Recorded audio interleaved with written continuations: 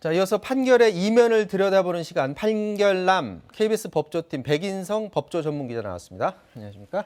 자, 먼저 이번 주 주요 판결 정리부터 해보죠. 눈에 띄는 판결은 뭐가 있었죠? 네, 경비원을 폭행하고 갑질한 끝에 극단적 선택을 하게 만든 아파트 입주민의 항소심 선고가 26일 열렸습니다.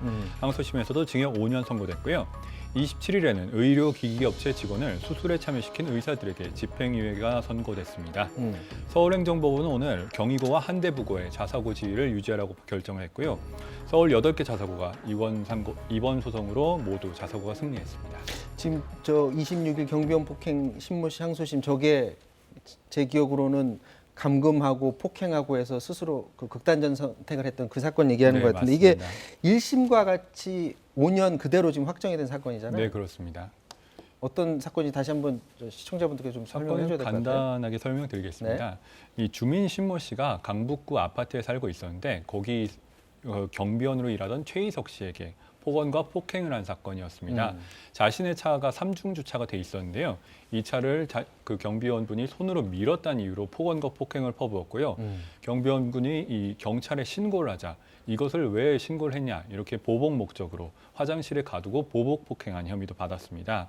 심 씨의 이런 괴롭힘을 참다 못한 최 씨가 그만 지난해 5월에 극단적 선택을 하면서 국민적인 공분이 일었던 사건입니다. 이게 뭐 폭행, 폭언만 있는 게 아니라 다양한 방식으로 이 갑질을 해서 지금 문제가 됐었는데 어떤 것들이 있었는지 좀 자세히 좀 설명해 주시죠. 네, 검찰이 심 씨에게 적용한 혐의를 보면 아실 수 있는데요. 우선 주차 문제로 다툰 최 씨를 폭행해서 상해 혐의를 받았고요. 상해요. 네, 신고한 최 씨를 화장실로 끌고 가서 감금 폭행했던 특가법상 보복 폭행 혐의가 있었습니다. 네.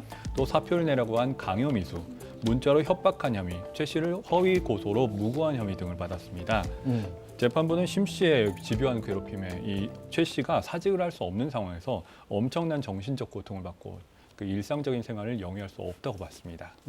그렇게 해서 극단적 선택을 했는데 지금 이 숨진 그 피해자 같은 경우에 다시는 자기 같은 사람이 반복돼서는 안 된다라고 하면서 입주민한테 본인의 그 피해를 호소하는 그런 말을 했다라고 하는데 이 관련해서 심 씨가 강력히 처벌해 달라라고 호소하는 그런 녹취가 지금 가지고 있죠. 그거 한번 들어보도록 하겠습니다. 사모님, 진짜 저 심씨라는 사람한테 맞으면서 약으로 버텼습니다. 그렇게 힘들어도 저 약 먹어가며 일했습니다. 진짜 밥을 굶고 정신적인 스트레스 얼마나 불안한지 알아요? 그 얼굴 봐보세요. 우락부락하게 생겨가지고요. 보면 질리는 얼굴입니다. 겁나는 얼굴이에요. 저같이 마음이 선한 사람이 얼마나 공포에 떨었겠습니까? 꼭 심씨를 강력히 처벌해주세요. 저같이 억울하게 당하다가 죽는 사람이 없이요. 저 진짜 22주밖에 없죠. 맞았습니다. 진짜예요. 사직서 안 됐다고 사료로 끌고 가서 너 100대 맞고 야. 너 스트레스 모르게 죽여버린다고. 경비가 맞아서 억울한 일 당해서 죽는 사람이 없도록 꼭 밝혀주세요. 이 죄를 힘없는 경비 때리는 사람들을 꼭 강력히 처벌해주세요. 자, 1심에서 징역 5년 나왔었는데 항소심을 했어요. 이제 원래 처음 조사받을 때 경찰 조사에서 자기만 때린 게 아니라 본인도 맞았다 해서 쌍방폭행 주장했었잖아요. 항소심에서는 어땠었습니까? 네, 1심과 마찬가지였습니다. 심 씨는 그 최 씨와 다툰 것은 맞지만 그 보복을 위해 감금하고 폭행한 사실이 없다. 또 상해를 입힌 사실이 없다는 사실 등을 공통적으로 주장을 했고요. 이런 생전 망인의 녹취를 믿을 수가 없다고 주장을 했습니다. 또 대법원 양형 기준이 1년에서 3년 8개월까지인데 그보다 무거운 5년형이 선고가 된 것에 대해서도 항소를 했고요. 그러나 항소심은 심 씨의 항소를 기각하고 그대로 1심 판결대로 5년을 유지했습니다. 지금 심 씨 같은 경우에는 반성문도 제출하고 했다고 하는데 이 재판부가 이거는 받아들이질 않았나요?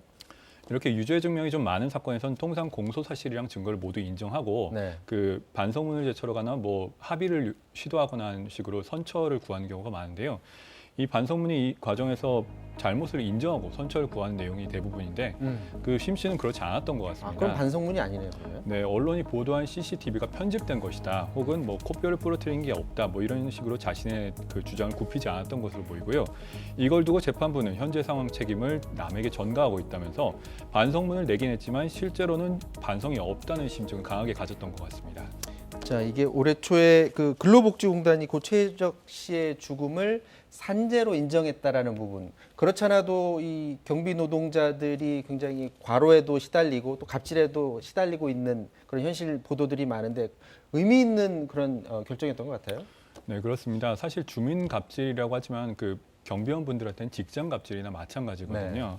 2월이었습니다. 근로복지공단이 최 씨의 산재를 그대로 인정을 했고요. 급성 우울 상태에서 극단적인 선택을 했는데 이게 판단적 상실 상태가 확인이 됐다. 그리고 그 업무 중에 이것이 그 주민에 의한 폭언 이런 것이 원인으로 보이니까 업무 과정에서 폭언과 폭력을 당했으니 극단적 선택과 업무 관련성이 있다고 인정을 했습니다.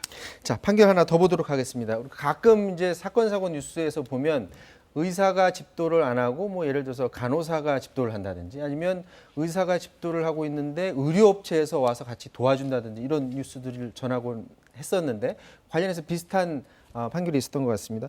그러니까 자신의 그 의료업체 직원이 보조하러 들어왔는데 이거 관련해서 이 의사에 대해서 집행유예 선고가 나왔네요. 집행유예면 이게 큰 겁니까, 작은 겁니까? 네, 어쨌든 뭐 집행유예는 저희 그 법감정에는 좀 맞지 않는 부분이 있습니다. 사건을 먼저 설명드리면요. 네. 그 의사 A 씨가 2015년에 의료기기 업체 물품을 구매하는 조건으로 그 업체 직원을 수술에 참여를 시켰습니다. 비뇨기과였는데요. 이 발기부전 환자의 환부에 그 업체 제품을 삽입한 수술이었는데 수술에 참여한 직원은 그 도구를 이용해서 환자의 수술 범위를 잡고 실 또는 연결관을 잡거나 피를 닦아내는 등의 행위를 했다고 합니다. 이 직원은 뭐 이른바 다른 병원에서도 이런 수술에 계속 참여한 베테랑이었다고 하는데요. 의사 A 씨는 5차례에 걸쳐서 이 직원을 수술에 참여시켰다고 합니다. 네. 다른 의사 B 씨도 이 회사 제품을 사는 조건으로 이 직원을 7차례에 걸쳐서 수술에 참여시켰고요. 이게 적발된 사건이었습니다. 아니 그 수술실에 들어와서 뭐 피를 닦아주는 역할을 한다든지 이런 걸 아무나 할 수 있는 건 아니잖아요. 이거 명백히 불법 아닌가요? 네, 이게 그 소송의 가장 큰 쟁점이었는데요. 상식적으로 수술 행위는 저희가 의료 행위, 그러니까 의료인만 할 수 있는 행위라고 생각하기 마련인데요. 그렇죠. 의사들의 주장은 그게 아니다, 이런 주장이었습니다. 이 사람이 수술 중에 한 행위는 의학적인 전문 지식이나 경험이 없어도 할 수 있는 간호사나 간호조무사도 할 수 있고 영리를 목적으로 하는 업으로 하는 행위가 아니었다는 주장이었습니다. 아니 간호사나 간호조무사가 해야 되는 일은 맞죠. 근데 그걸 의료업체 그 판촉 사원이 와서 해야 되는 건 그건 당연히 안 되는 것 같은데 맞습니다. 그 논리는 좀 이해가 안 되는 것 같습니다. 자, 이 그 수술 보조를 수련 과정도 거치지 않은 사람이 와서 했다라는 이 부분에 대해서 대법원은 그럼 어떻게 판정을 한 겁니까? 네, 대법원도 마찬가지로 판단했는데요. 1심에서 징역 1년에 집행유예 3년이 선고가 됐고요. B 씨에게는 징역 1년에 집행유예 2년이 선고됐습니다. 그게 쭉 가서 대법원까지 그대로 확정이 됐는데요. 이 수술은 중증도 이상의 난이도라고 감정이 됐고요. 수술에 참여하려면 말씀하신 대로 전문 지식과 훈련이 필요한데 이러한 의료기기업체 직원이 수술 중에 한 행위는 이분이 아무리 뭐 베테랑이든 뭐 경험이 많든 명의라도 면허가 없기 때문에 의료법 위반에 해당하고요.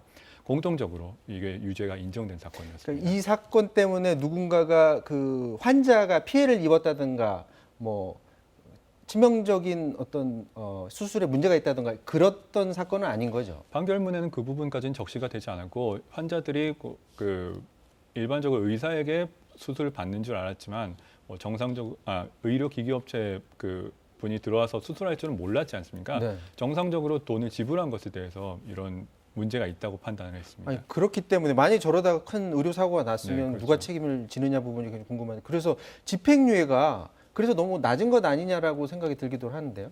맞습니다. 그런데 이 부분은 그 의료법 위반이기 때문에 그 집행유예 외에도 의사 면허가 박탈이 됩니다. 이 의사 면허가 의료 관련 법령을 위반해서 금고 이상형을 선고받고 실형이 선고되거나 집행유예가 선고되는 경우에는 의사 면허를 박탈되는데요. 이분들의 면허는 그래서 박탈이 됐습니다. 아, 이 사건 같은 경우에는 의사 면허가 박탈이 된 그렇습니다. 케이스다 이거죠. 네. 자, 그러면 이 내용 여기까지 하고요. 마지막으로 다음 주에 이제 저희들이 주목해 봐야 될 판결이 있다면 어떤 게 있을까요? 네, 6월 1일 화요일에는 미성년자 포함 여성들을 유인해 성착취물을 제작 유포한 텔레그램 박사방 아시죠? 운영자 조주빈과 공범들에 대한 항소심 선고가 있습니다. 네. 주범 조주빈은 1심에서 징역 40년 선고됐고요.